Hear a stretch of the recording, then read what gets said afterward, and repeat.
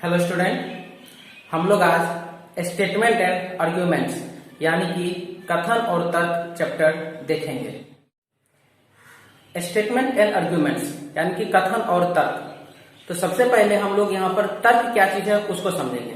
तो देखिए, प्रश्न में तर्क दो प्रकार के होते हैं। प्रश्न में जो है तर्क वो दो प्रकार के होते हैं। एक होता है पॉजिटिव आर्ग्यूमेंट्स यानी कि सकारात्मक तर्क, और एक होता है निगेटिव आर्ग्यूमेंट्स यानी कि नकारात्मक तर्क।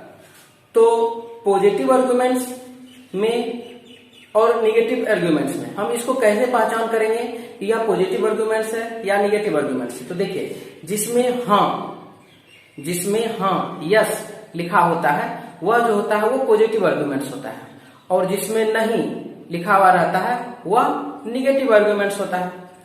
तो अब यहाँ पर बात हो जाता है कि क्या पॉजिटिव आर्ग्यूमेंट्स यानी कि हाँ वाला और क्या निगेटिव आर्ग्यूमेंट्स यानी कि नहीं वाला, यानी कि हम इसको कैसे जानेंगे कि कौन सा तर्क इसमें सही है और कौन सा तर्क इसमें गलत है। तो देखिए, हाँ या नहीं होने से आप तर्क को सही या गलत नहीं कह सकते हैं कि हाँ वाला है तो सही हो गया और नहीं वाला है तो गलत हो गया, ये कहना उचित नहीं है। तो ये कैसे होगा? तो देखिए, हाँ और नहीं दोनों ही प्रकार के तर्क जो है, हाँ वाला तर्क और नहीं वाला तर्क, ये दोनों प्रकार का जो तर्क है ये ठोस भी हो सकता है यानी कि सही भी हो सकता है, और ये कमजोर भी हो सकता है यानी कि गलत भी हो सकता है। कहने का मतलब यह है कि हाँ और नहीं दोनों ही प्रकार के तर्क ठोस और कमजोर दोनों होते हैं। अब यहाँ पर सवाल आ जाता है कि सर ये ठोस, ये कमजोर, ये क्या है? तो ये देखिए, ठोस यानी कि स्ट्रॉन्ग आर्ग्यूमेंट्स, ठोस तर्क यानी कि स्ट्रॉन्ग आर्ग्यूमेंट्स, और कमजोर तर्क यानी कि वीक आर्ग्यूमेंट्स। तो अब हम लोग सबसे पहले ये चीज ठोस आर्ग्यूमेंट्स और कमजोर वीक आर्ग्यूमेंट्स के बारे में जान लेते हैं। तो ठोस तर्क स्ट्रॉन्ग आर्ग्यूमेंट्स को हमेशा सत्य माना जाता है, और कमजोर तर्क यानी कि वीक आर्ग्यूमेंट्स को हमेशा असत्य माना जाता है।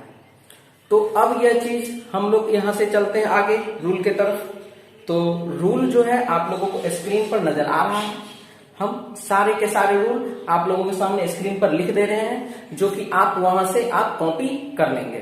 तो चलते हैं हम लोग रूल की तरफ। तो रूल यानी कि सबसे पहला चीज हम लोग देखेंगे ठोस तर्क यानी कि स्ट्रॉन्ग आर्ग्यूमेंट्स, ये क्या है? तो ठोस तर्क प्रश्न से सीधे संबंधित होता है। ठोस तर्क यानी कि स्ट्रॉन्ग आर्ग्यूमेंट्स प्रश्न से सीधे संबंधित होता है, और वीक आर्ग्यूमेंट्स यानी कि कमजोर तर्क जो होता है वह प्रश्न से सीधे संबंधित नहीं होता है। अब यहाँ पर सवाल आ जाता है कि ये सीधे संबंधित होना, प्रश्न से सीधे संबंधित होना, कथन से सीधे संबंधित होना, इसका अर्थ क्या है? सीधे संबंधित होने का अर्थ क्या होता है? तो देखिए, प्रश्न से सीधे संबंधित होने का अर्थ जो है वह क्या है? तो वह कथन और तर्क में दिए गए शब्दों के अर्थ को समझने से होता है। आपके प्रश्न में, कथन में और तर्क में जो लिखा गया है उसको सीधे रूप से समझने से है, न कि तर्क के वाक्य में कथन में लिखे शब्दों को ढूंढने से है। न कि तर्क में लिखे वाक्य को कथन में लिखे वाक्य से ढूंढना नहीं है, मिलान नहीं करना है। कहने का यह मतलब है कि हम लोग क्या करते हैं, ज्यादातर स्टूडेंट क्या करते हैं, तो स्टेटमेंट और आर्ग्यूमेंट्स यानी कि कथन और तर्क को समझना छोड़कर, उनको समझना नहीं चाहते हैं, वो शब्दों का मिलान करना चाहते हैं। मतलब कथन का एक शब्द हमारे तर्क के शब्द में मिल रहा है तो उसको सही कर दिए, और कथन का शब्द यदि तर्क के शब्दों में नहीं मिल रहा तो उसको हम गलत कर देते हैं। तो ये काम नहीं करना है, ये आपका पूर्णतः गलत होगा। इस प्रकार का कार्य नहीं करना है। हमको उन शब्दों को समझना है, कथन में लिखे हुए शब्दों को समझना है और तर्क में लिखे हुए शब्दों को समझना है। वो शब्द का अर्थ यदि एक जैसा होता है तभी वह सही या गलत होता है। ठीक है, चलते हैं हम लोग सेकेंड रूल की तरफ। तो सेकेंड रूल है, यदि तर्क के रूप में कथन से संबंधित समस्या का समाधान, सलाह या फैसला हो तो वह तर्क ठोस होता है। तर्क के रूप में कथन से संबंधित, सबसे पहला चीज तर्क, कथन और तर्क। तो तर्क के रूप में कथन से संबंधित यानी कि कथन में जो भी समस्या दिया हुआ है, यदि उसका समाधान दिया हुआ हो तर्क में, या उससे संबंधित कोई सलाह दिया हुआ हो तर्क में, या फिर तर्क में फैसला दिया गया हो, तो वह तर्क हमेशा क्या होता है, ठोस होता है, यानी कि सत्य माना जाएगा। रूल 3 है, यदि तर्क सामाजिक, राजनैतिक, वैज्ञानिक, कानूनी तथा स्पष्ट अर्थ वाला हो तो वह तर्क ठोस होता है। अब इसका क्या अर्थ हुआ, तो देखिए, यदि तर्क जो है सामाजिक हो, यानी कि समाज से संबंधित हो, राजनैतिक हो, या फिर वैज्ञानिक, वैज्ञानिक का मतलब यदि कोई चीज कहते हैं कि यह रिसर्च किया मैंने, ये प्रूफ है, ये जो हमने अध्ययन में पढ़ा है, ये ऐसा रिसर्च किया गया है, अगर वैज्ञानिक हो, या कानूनी हो, कानूनी मतलब आपके देश का, आपके राज्य का, जहां भी है वहां का जो कानून है उससे संबंधित होना चाहिए, या स्पष्ट अर्थ वाला हो, यानी कि वह जो है तर्क जो है कथन के अर्थ को पूर्णतः यदि स्पष्ट कर देता है तो वह तर्क ठोस तर्क होता है, यानी कि वह सत्य माना जाता है। अब हम लोग चलते हैं कमजोर तर्क यानी कि वीक आर्ग्यूमेंट्स की तरफ। तो इसमें रूल नंबर 1 है कि यदि तर्क में एकमात्र केवल सिर्फ या इस प्रकार का कोई भी शब्द या सेंटेंस जो एक समूह के बदले में सिर्फ और सिर्फ एक व्यक्ति विशेष को इंडिकेट करता हो, एक व्यक्ति विशेष को इंगित करता हो, तो वह तर्क जो होता है क्या होता है, ठोस नहीं होता है, यानी कि वह कमजोर तर्क होता है। ठीक है, इसके बाद चलते हैं हम लोग रूल 2 में। तो यहां पर है, यदि तर्क में महापुरुष, जैसे महात्मा गांधी को बहुत लोग महापुरुष मानते हैं, जैसे कि और भी जो व्यक्ति हैं, तो महापुरुष श्रेष्ठ व्यक्ति मतलब आइडियल पर्सन, जैसे महात्मा गांधी को आइडियल पर्सन मान लिए, किसी ने सुभाष चंद्र बोस को आइडियल पर्सन माना, किसी ने भगत सिंह को माना, या किसी ने अलग अलग जो भी है आइडियल पर्सन। तो श्रेष्ठ व्यक्ति आदि का मतलब इन लोगों का द्वारा दिया गया यदि कोई संवाद हो, यदि इन लोगों के द्वारा कहा गया कोई भी संवाद हो या मत हो, मतलब कि ज्यादातर लोग इस चीज से सहमत हैं, मत हो, तो वह तर्क ठोस नहीं माना जाता है। यानी कि आप उन सभी को यह बात कह करके कि महात्मा गांधी यह कहे थे इसीलिए हमको भी यह कार्य करना चाहिए, कि यह बात जरूरी नहीं है कि उस बात से सभी व्यक्ति सहमत हो ही, इसीलिए इस प्रकार का तर्क जो है वह मान्य नहीं होगा, यानी कि तर्क ठोस नहीं होता है।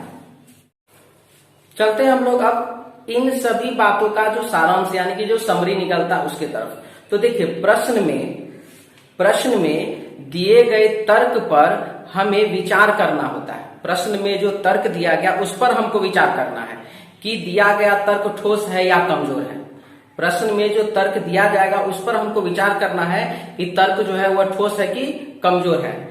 हमें अपने तरफ से कोई भी तर्क नहीं जोड़ देना है, हमें अपने तरफ से कोई भी तर्क नहीं दे देना है कि नहीं ऐसा होना चाहिए वैसा होना चाहिए, अपने मन से कोई भी तर्क नहीं देना है। प्रश्न में, कथन में जो तर्क होगा हमको उसी पर विचार करना है कि वह तर्क ठोस है कि कमजोर है। अपने मन से हम अपने तरफ से तर्क दे करके उसको सही या गलत नहीं कर देंगे। तो पहला क्वेश्चन है, कथन है इसका, प्रत्येक सप्ताह स्कूलों को शारीरिक गतिविधि और खेल के लिए एक फ्री पूर्ण दिन की अनुमति देनी चाहिए। तो सबसे पहले हम लोग कथन को समझते हैं कि इसमें कहा जा रहा है कि जितने भी स्कूल हैं सभी स्कूलों में सप्ताह में एक दिन जो है वो पढ़ाई का कार्य ना हो करके शारीरिक गतिविधि और खेल के लिए उस दिन को हमें फ्री कर देना चाहिए। पूरा का पूरा दिन हमें उसी चीज का अनुमति दे देना चाहिए कि आज आप जाइए खेलिए या फिर आप और भी कोई एक्स्ट्रा एक्टिविटी कीजिए। तो इसके बारे में अब हमारे पास जो तर्क नंबर 1 है वो देखेंगे। तर्क नंबर 1 हाँ में दिया गया, हाँ में यानी कि कथन के पक्ष में, और नहीं का मतलब होता है कथन के विपक्ष में। तो हाँ मतलब कथन के पक्ष में दिया गया है वह है, स्वतंत्रता से उन्हें दूसरों के साथ बातचीत करने और नए रास्ते तलाशने में सहायता मिलेगी। तो इसमें जो कहा गया है कि यदि आप विद्यार्थी को एक दिन फ्री कर देते हैं कि जाओ तुम खेलो, जाओ तुम जो करना है वो काम करो, शारीरिक गतिविधि करो। अब यहाँ पर जो कार्य करने का मतलब ऐसा नहीं कि आप स्कूल के अनुशासन को भंग कर दीजिए, ऐसा कोई बात हमारे प्रश्न में नहीं कहा गया। ठीक है, तो अब यहाँ पर बात हो जा रहा है कि स्वतंत्रता से उन्हें जब बातचीत करने के लिए अगर छोड़ दिया जाए तो वह हो सकता है अलग अलग प्रकार के स्टूडेंट से मिले, अपने से सीनियर से, अपने से जूनियर से अलग अलग प्रकार का बात सुने, समझे। हो सकता है कि अलग अलग प्रकार के खेल के प्रति उसके दिमाग में रुचि आए, हो सकता है डांस के प्रति, कला के प्रति, खेल के प्रति, या फिर और पेंटिंग के प्रति, या अलग अलग चीजों के बारे में उसके दिमाग में रुचि आना शुरू हो जाए। तो यह जो है तर्क क्या हो जाएगा, तो सही तर्क हो जाएगा। यानी कि वह स्वतंत्रता से अगर उसको बातचीत करने के लिए नए रास्ते तलाशने में उसको सहायता मिलेगा तो यह तर्क क्या हो जाएगा, सही तर्क हो जाएगा। यानी कि तर्क एक ठोस है। दूसरा तर्क दिया गया है नहीं, इससे अनुशासन नहीं रहेगा। जब वह विद्यार्थी स्कूल के कैंपस में ही रहेंगे, वह दिन उसको खेलने के लिए, शारीरिक गतिविधि के लिए, एक दूसरे से मिलने के लिए जब वो दिया गया है तो इसमें अनुशासन भंग होने वाला तो कोई बात हमारे प्रश्न में कहा ही नहीं गया है। इसलिए यह जो है तर्क 2 कि इससे अनुशासन नहीं रहेगा, यह तर्क पूर्णतः गलत तर्क है, यानी कि कमजोर तर्क है। इसलिए पहला सही और दूसरा गलत। आंसर इसका हो जाएगा ऑप्शन बी। चलते हम लोग नेक्स्ट क्वेश्चन की तरफ। क्वेश्चन हमारा, क्या सफेद शक्कर का सेवन कम होना चाहिए? कथन है क्या सफेद शक्कर का सेवन कम होना चाहिए। तो सबसे पहला सवाल है यहाँ पर सफेद शक्कर होता क्या चीज है? तो सफेद शक्कर बाबू कहते हैं शुगर यानी कि चीनी को। सफेद शक्कर किसको कहते हैं? चीनी को कहते हैं। तो इसमें तर्क दिया गया है कि हाँ, हाल के अध्ययनों से यह स्वास्थ्य के लिए हानिकारक है। अध्ययन मतलब वैज्ञानिक कारण, और हम लोग अभी जस्ट रूल में देखे भी थे, उसमें कहा भी गया था कि वैज्ञानिक रीजन हो तो वह तर्क क्या होता है, ठोस होता है। तो यहाँ पर तो यह बात क्या हो जाएगा, सही हो जाएगा। हाँ, हाल ही के अध्ययनों में यह स्वास्थ्य के लिए हानिकारक है। तो जब अध्ययन का बात लगा दिया गया, तो जब वैज्ञानिक कारण दे दिया गया, तो यह बात तो पूर्णतः क्या होगा, ठोस होगा, यानी कि तर्क एक सत्य है। दूसरा है नहीं। देखिए, इस तर्क को, दूसरे तर्क को थोड़ा ज्यादा ध्यान से समझिएगा। इसमें क्या कहा गया, ये उल्टा पुल्टा कुछ है। नहीं, हम चीनी से पूरी तरह से बच नहीं सकते हैं, लेकिन जहां तक इसकी खपत का सवाल है, हम बुद्धिमान हो सकते हैं।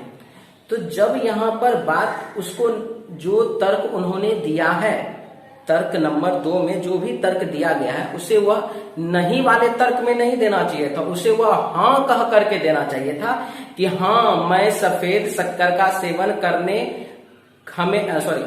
क्या हमें सफेद शक्कर का सेवन कम करना चाहिए? तो उसको बोलना चाहिए था हाँ। तो क्यों? हम चीनी से पूरी तरह से बच नहीं सकते हैं, लेकिन जहां तक इसकी खपत का सवाल हो, हम बुद्धिमान हो सकते हैं, यानी कि खपत को हम कम कर सकते हैं। इसको वह हाँ के पक्ष में उसको यह तर्क देना चाहिए था, लेकिन वह यह तर्क नहीं के पक्ष में दे रहा है। इसीलिए तर्क 2 जो है वह कमजोर तर्क है, यानी कि तर्क 2 गलत है। इसलिए इसका आंसर हो जाएगा पहला गलत है, पहला सही है और दूसरा गलत है, यानी कि ऑप्शन ए। नेक्स्ट क्वेश्चन है, मासिक आधार पर नगर पालिका द्वारा पानी का मीटर लगाकर उसका शुल्क लिया जाना चाहिए।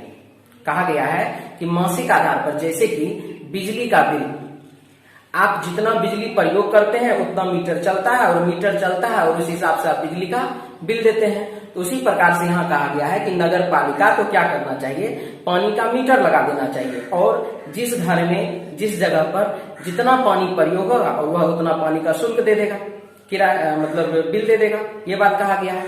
तो चलते हैं हम इसको तर्क में। तो तर्क नंबर 1 है कि हाँ, लोग इससे पानी का उपयोग जिम्मेदारी पूर्वक करेंगे। जिस प्रकार से आप बिजली का बिल, आप देखते हैं कि दिन है तो लाइट बंद कर देते हैं, आप जिस रूम में रहते हैं उसमें फैन चलाते हैं गर्मी के समय में, और जब नहीं रहते तो फैन ऑफ कर देते हैं। लेकिन पानी के बारे में भी अगर ऐसा ही कंडीशन लगा दिया जाए तो आदमी क्या करेंगे, मनुष्य क्या करेंगे, पानी भी लिमिटेड प्रयोग करेंगे। मतलब जितना मुझे यूज है उतना ही। अब कहीं पर आप देखते हैं नल खुला हुआ छोड़ करके चले जाता है, तो ये नल खुला करके छोड़ करके चले जाना, इससे क्या होगा, पानी बर्बाद होता है। तो ये काम तो नहीं होगा। तो इसीलिए यहाँ पर जो लिखा गया कि हाँ, लोग इससे पानी का उपयोग जिम्मेदारी पूर्वक करेंगे, यह तर्क पूर्णतः ठोस तर्क है, यानी कि यह सही तर्क है। दूसरा तर्क है नहीं, यह अनैतिक है। चूंकि पानी एक प्राकृतिक संसाधन है, इसलिए यह निःशुल्क होना चाहिए। तो पानी प्राकृतिक संसाधन है, तो क्या आप इसका दुष्प्रयोग कीजिएगा? आप इसका मतलब उसको बर्बाद करते चलिएगा? क्या ये बर्बाद करना उचित है? पानी यदि बर्बाद करते, या आप कोई भी सामान जो आप लाते हैं भले वो प्रकृति से मिले, तो आप उसको बर्बाद कीजिएगा? ये तो कोई उचित बात नहीं है। इसीलिए तर्क 2 जो है वह गलत तर्क है, यानी कि पहला तर्क हुआ सही, दूसरा तर्क हुआ गलत। आंसर हो जाएगा ऑप्शन सी। नेक्स्ट क्वेश्चन है, कथन है इसका, भारत में शिकार पर प्रतिबंध लगा दिया जाना चाहिए। शिकार मतलब जीवों को, जानवरों को जो मारा जाता है उससे संबंधित है ये। तो क्या भारत में शिकार पर प्रतिबंध लगा देना चाहिए, यानी उसको शिकार नहीं करने देना चाहिए, बंद कर देना चाहिए, ये बात कहा गया है। तो चलिए तर्क नंबर 1 है कि हाँ, शिकार के कारण कुछ प्रजातियां विलुप्त हो जाती है। तो सीधी सी बात है, विलुप्त तो होगा ही। अब जैसे शेर है, शेर का अगर आप शिकार कीजिएगा तो धीरे धीरे तो वो समाप्त हो ही जाएगा ना, धीरे धीरे तो वो समाप्त हो ही जाएगा ना। तो इसलिए यह बात जो कहा गया है कि हाँ, शिकार के कारण कुछ प्रजातियां विलुप्त हो जाती है, तो यह बात क्या पूर्णतः सत्य है, यानी कि यह तर्क ठोस है। सेकंड है, नहीं, शिकार लोगों के मनोरंजन की रुचियों में से एक है। मनोरंजन की रुचि यानी कि जीव का हत्या करना, ये मनोरंजन कैसे हो सकता है? मनोरंजन के लिए बहुत सारे उपाय हैं। आप क्रिकेट भी खेल सकते हैं, आप कबड्डी भी खेल सकते हैं, बहुत सारे खेल हैं मनोरंजन के लिए। लेकिन जीव को हत्या करना, जीव को मारना, जानवरों को मारना, शिकार करना, ये कहीं से भी मनोरंजन की बात तो नहीं ही हो सकती है। इसीलिए यह पूर्णतः क्या है, तो कमजोर तर्क है। यह तर्क कमजोर तर्क है, यानी कि दूसरा तर्क इसका गलत है। पहला तर्क सही है, दूसरा तर्क गलत है। आंसर हो जाएगा इसका ऑप्शन सी। नेक्स्ट क्वेश्चन है, बैंकों द्वारा सस्ती दरों पर होम लोन देना चाहिए। यानी कि बैंक के द्वारा जो है सस्ते दरों पर होम लोन मतलब घर बनाने के लिए जो लोन दिया जाता है, तो होम लोन देना चाहिए या नहीं देना चाहिए, ये बात कहा जा रहा है। तो तर्क है इसका कि हाँ, इससे लोगों को मासिक ईएमआई देने में सरलता होगी। तो सीधी सी बात है, जब लोन आप सस्ते दरों पर दीजिएगा तो ईएमआई यानी कि मंथली जो वहां पर जो देना पड़ता है, जमा जो करना पड़ता है, तो वो तो हमको सस्ता हो जाएगा, सरल हो जाएगा, इजीली हम उसको दे सकते हैं, जमा कर सकते हैं। इसीलिए पहला तर्क जो है वो पूर्णतः सत्य है। दूसरा तर्क है, नहीं, बैंकों को पैसे की हानि होगी। पैसों की हानि होना और हानि नहीं होना, यहाँ पर कथन में तो सबसे पहला बात इस प्रकार का कोई बात नहीं कहा गया है कि बैंक को हानि होगा। सबसे पहला चीज कि कोई भी बैंक यदि सस्ते दर पर होम लोन दे रहा है तो वह अपना सारा का सारा क्राइटेरिया देख करके ही दे रहा है।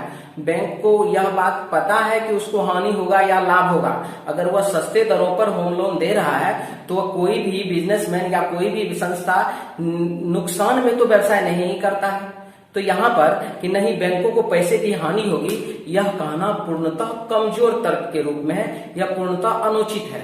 यानी कि तर्क 2 इसका कमजोर हुआ, यानी कि गलत हुआ। इसीलिए इसका आंसर हो जाएगा पहला सही तर्क और दूसरा तर्क गलत है। आंसर हो जाएगा ऑप्शन ए। उम्मीद है आप लोगों को क्लास अच्छा लग रहा होगा।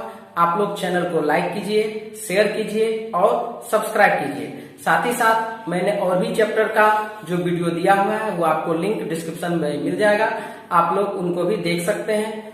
तो चलिए आप लोग मिलते हैं अब नेक्स्ट क्लास में।